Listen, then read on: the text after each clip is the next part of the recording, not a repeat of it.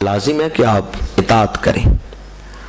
امام مسکرائے، فرمایا ولید تو نے تو قرآن پڑھا ہے اور میں وہ ہوں جس کے گھر قرآن اترا ہے۔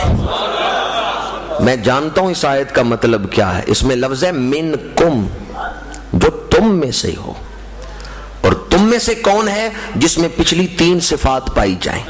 یا ایھا الذین آمنوا اطیعوا اللہ و اطیعوا الرسول، جس کا عقیدہ بھی ٹھیک ہو، جو اللہ کا حکم بھی ماننے والا ہو، اللہ کے رسول کا حکم بھی ماننے والا ہو، اور جو اللہ اور اس کے رسول کا حکم نہیں مانتا اس کی اطاعت ہمارے اوپر لازم نہیں، وہ منکم میں آتا ہی نہیں۔ ولید نے کہا امام آپ ٹھیک کہہ رہے ہیں، آپ نے درست فرمایا ہے، میں آپ کو بیعت کے لیے مجبور نہیں کروں گا۔ امام اٹھ کے آنے لگے تو مروان نے کہا اگر حسین بیعت نہیں کرتے تو حسین کا سر قلم کر دو، یہ زندہ یہاں سے باہر نہ نکلے۔ امام علی مقام نے جلال میں آ کے دیکھا مروان کی طرف اور فرمایا کس کو موت سے ڈرا رہے ہو؟ جس کی رگوں میں حیدر کرار کا خون ہے، جس نے رسول اللہ کی زبان چوسی، کسے موت سے ڈرا رہے ہو؟ فرمایا میرا سر کٹ تو سکتا ہے، باطل کے آگے جھک نہیں سکتا۔ میں وہ نہیں جو ڈر کے باطل کے آگے جھک جاؤں۔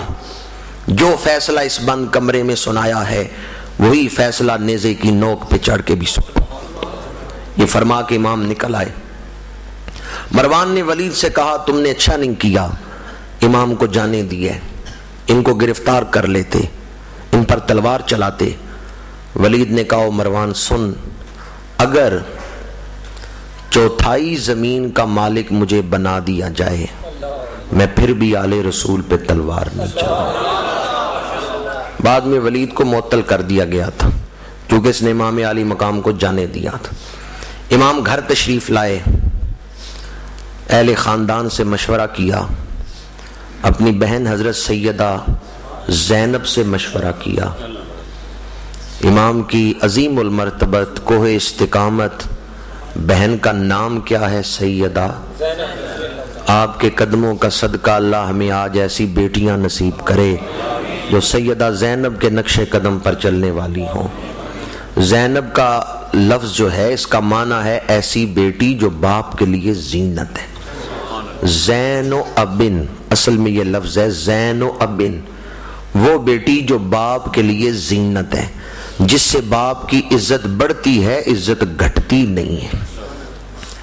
حضرت سیدہ نے بھی مشورہ دیا، اہل خاندان کے دیگر افراد سے مشورہ ہوا، فیصلہ ہوا کہ مکہ شریف کی طرف ہجرت کی جائے اور مدینہ منورہ سے ہجرت کر لی جائے۔ اہل خاندان کو تیاری کا حکم دیا۔ آپ میں سے کئی لوگوں نے مدینہ منورہ حاضری دی ہوگی، حج یا عمرہ کیا ہوگا۔ جنہوں نے نہیں کیا میری دعا ہے اللہ انہیں بھی نصیب کرے۔ مدینہ منورہ حاضری کے آداب میں سے ایک ادب یہ ہے کہ جب مدینہ منورہ سے نکلنے لگو تو حضور سے اجازت لے کے نکلو۔ روضہ رسول پہ جب آخری حاضری ہو تو یہ عرض کرو یا رسول اللہ اجازت ہے۔ اگرچہ جو جواب بارگاہ رسالت سے ملے گا وہ تو آپ کو پتہ نہیں چلے گا، لیکن یہ اجازت مانگنا جو ہے یہ ادب ہے حاضری کا، کہ اپنے شہر کی طرف جانے لگے ہو تو دروازہ رسول پہ کھڑے ہو کے اجازت مانگ لو۔ مولانا عبد الرحمن جامی جب بھی مدینہ منورہ سے واپس نکلتے تو روضہ رسول پہ حاضر ہو کے عرض کرتے یا رسول اللہ اجازت ہے کہ میں اپنے شہر واپس چلا جاؤں۔ ہر دفعہ انہیں حضور کی زیارت ہوتی اور حضور فرماتے بسلامت روی و بخیر آمدی، تو سلامتی سے جا اور خیریت سے دوبارہ واپس آ۔ ایک سال مولانا جامی نے عرض کیا یا رسول اللہ قافلہ تیار ہے، کیا اجازت ہے کہ میں واپس چلا جاؤں؟ حضور کی زیارت ہوئی، حضور نے فرمایا بسلامت روی، یہ نہیں فرمایا بخیر آمدی۔ جامی رونے لگے، رفقائے قافلہ نے کہا کیوں رو رہے ہیں؟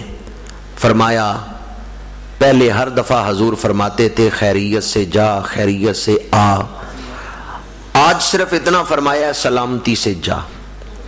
دوبارہ آنے کا ذکر نہیں کیا، مجھے لگتا ہے یہ میری آخری حاضری ہے، دوبارہ مجھے حاضری نہیں نصیب ہوگی۔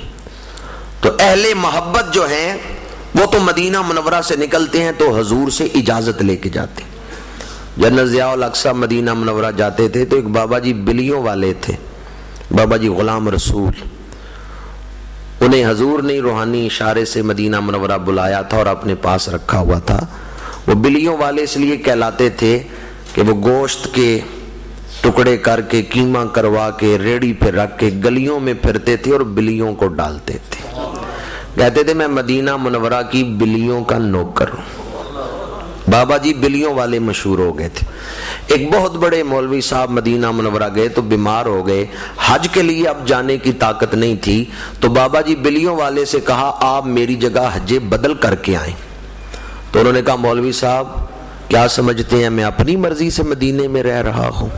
مجھے حضور نے رکھا ہوا ہے، میں حضور سے اجازت مانگوں گا، اجازت مل گئی تو حج بدل کر آؤں گا ورنہ نہیں جاؤں گا۔ ایک ہفتے بعد پھر وہ مولوی صاحب آئے، انہوں نے کہا اجازت ملی ہے یا نہیں؟ تو بابا جی غلام رسول نے کہا مولوی صاحب مجھے حضور نے منع کیا ہے کہ تو نے مدینے سے باہر نہیں نکلنا، مجھے اجازت نہیں ملی، آپ کسی اور کا انتظام کر لیں، میں آپ کی جگہ حج بدل نہیں کر سکتا۔ مجھے بتائیں آج کل کے عشاق تو مدینہ منورہ سے نکلنے سے پہلے حضور سے اجازت مانگیں تو نواسہ رسول جب نکلنے لگے ہوں گے اجازت کے لیے حاضر ہوئے ہوں گے یا نہیں؟ وہ کیا کیفیات تھیں انہیں کوئی بیان نہیں کر سکتا، وہ راز ہے جو امام میں اور نواسہ رسول میں اور رسول اللہ میں ہے۔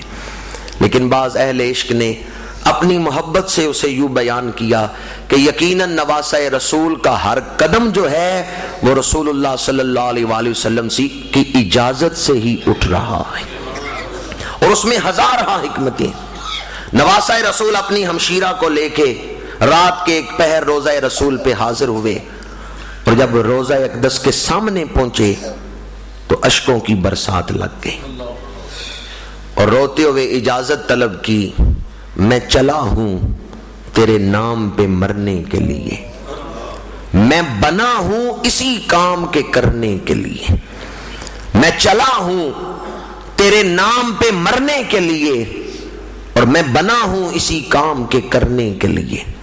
وائے قسمت کے مدینے سے جاتا ہے حسین، خود بھی روتا ہے زمانے کو رولاتا ہے حسین۔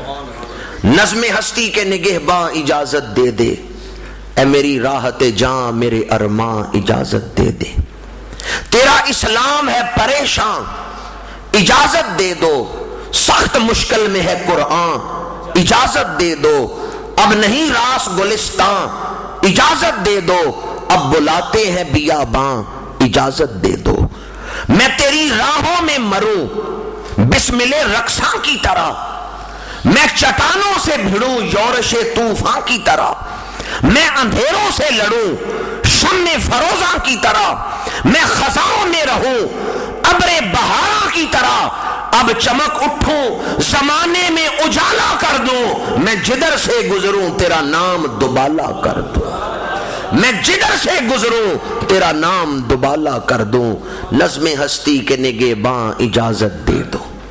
امام عالی مقام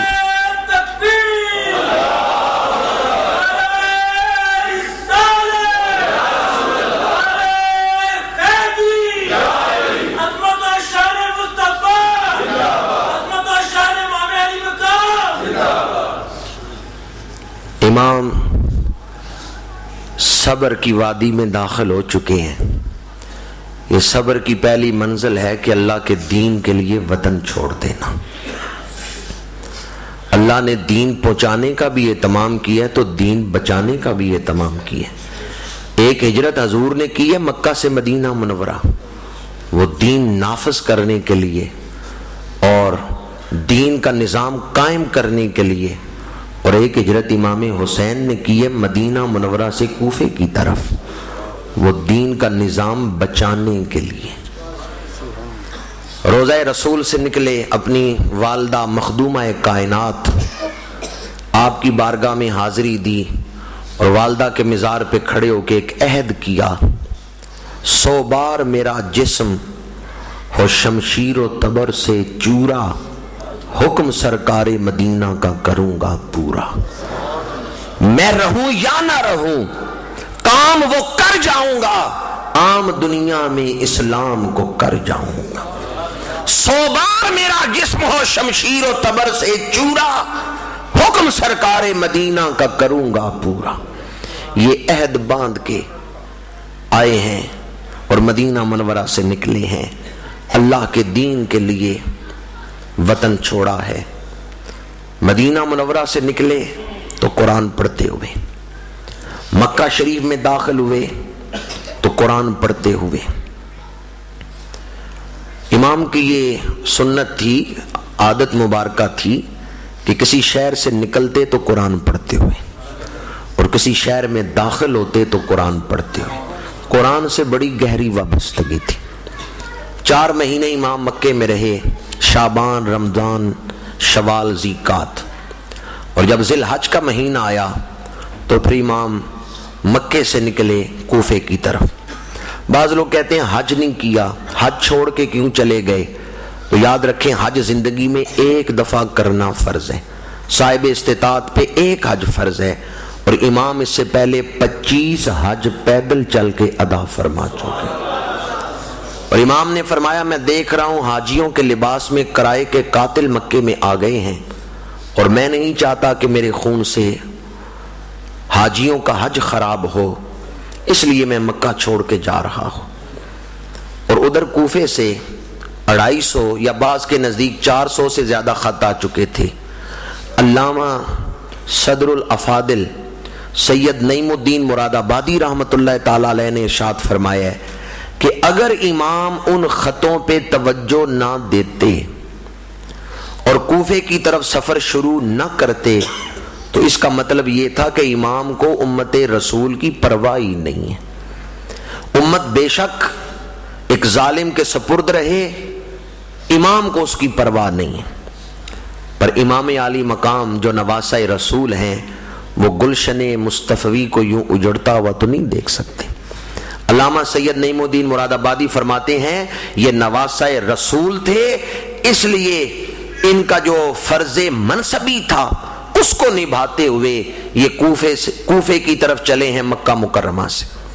لوگ بلائیں کہ آئیں ہم آپ کا ساتھ دیں گے اور سنت رسول کے مطابق نظام قائم کریں گے، اور امام پرواہی نہ کریں، اس کی امام عالی مقام سے توقع نہیں۔ امام عالی مقام اپنا فرض ادا کرنے کے لیے کوفہ کی طرف چلے ہیں، راستے میں بڑے لوگوں نے روکا، لیکن تقدیر کشاں کشاں آپ کو کھینچے لیے جا رہی ہے۔ سفر کی جزیات اور تفصیلات میں آپ کے سامنے نہیں بیان کر رہا، کیونکہ میرا موضوع تو صبر کو بیان کرنا ہے۔ راستے میں حر بن یزید ریاحی نے امام عالی مقام کو روکا 500 سواروں کے ساتھ، مذاکرات ہوتے رہے اور سفر بھی جاری رہا۔